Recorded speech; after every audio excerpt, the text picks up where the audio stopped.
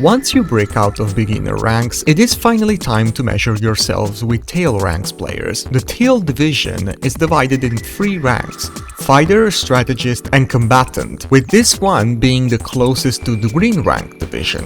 On a general note, Teal Ranks players are still gonna rely a lot on strings to build an offense, and they will generally ignore most of the basic rules of the game, that we also explored in some of the previous videos. So let's take a look at some of the most common mistakes in these ranks, by also keeping in mind that some of the mistakes we analyzed in beginner ranks are still present in the Teal division. Disclaimer: the matches that are gonna be displayed in this video are real replays of players in Teal division.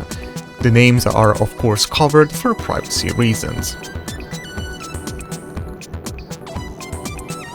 The Tekken 8 juggle system is not something that should be neglected.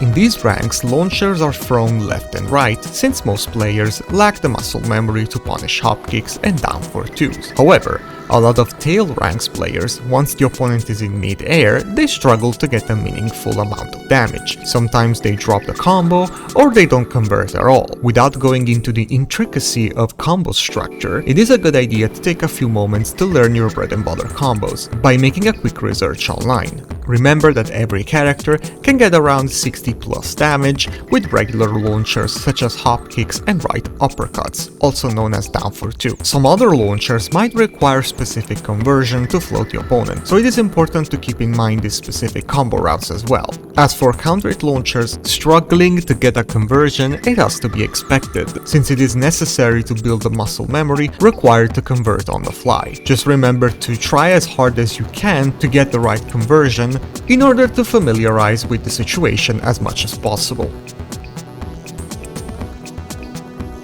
While in beginner ranks mistakes, we talked about the risk of using a rage art like a regular attack, this time we're gonna switch the focus on being on the receiving end of botched rage art.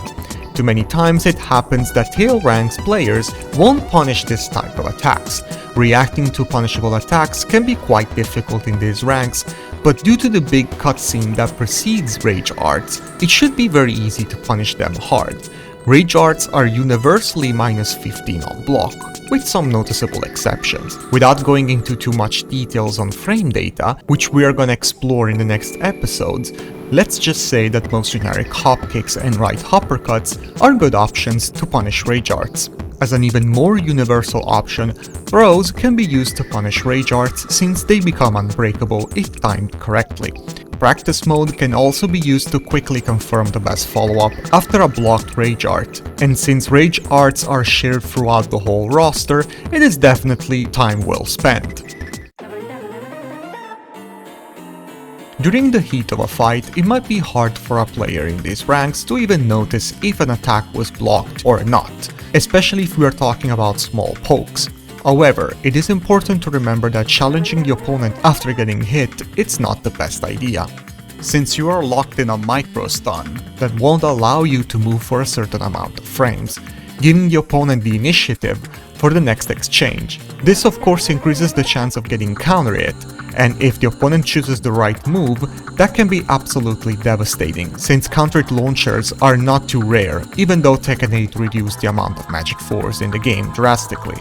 So remember to just hold back if the opponent hits you, and wait for the right opportunity to retaliate. Like explained in previous videos, lows are generally designed with very specific pros and cons. While extremely viable to go through the opponent's guard, they come with the downside of being universally punishable. Although most of them must be blocked on a hard read, once crouch blocked one, it is essential to engrave in your muscle memory to attempt to punish it. The intensity of the punishment depends on the low's block stun. Generally in these ranks, low sweeps are thrown left and right, so sticking with your wall standing launcher, it's not a bad idea at all. Alternatively, you can scale down your wall standing option to be sure to punish as many lows as possible. Unfortunately, recognizing the low on the fly and punish accordingly can be quite tricky at most level of play, but as long as you don't let your opponent get away with them, you will be just fine for the time being. Once triggered the heat state, it is possible to access to a very powerful move known as Heat Smash. Heat Smashes can change going from character to character. They can start with a high, mid, or low. High and mid Heat Smashes are generally advantageous on block, leaving you severely plus and right next to the opponent. Low Heat Smashes are generally unsafe on block, but no character is actually able to launch punish these Heat Smashes. Now, although it is hard to criticize the use of Heat Smashes, since whether it hits or it gets blocked is still a win-win situation for you, Heat can offer a bunch of different options that is important to explore sooner or later. Also, using your Heat Smash every time you have access to it, it can make you quite predictable, something that can be exploited by a competent player. So try to refrain from relying too much on these supers and try to explore more your options in Heat.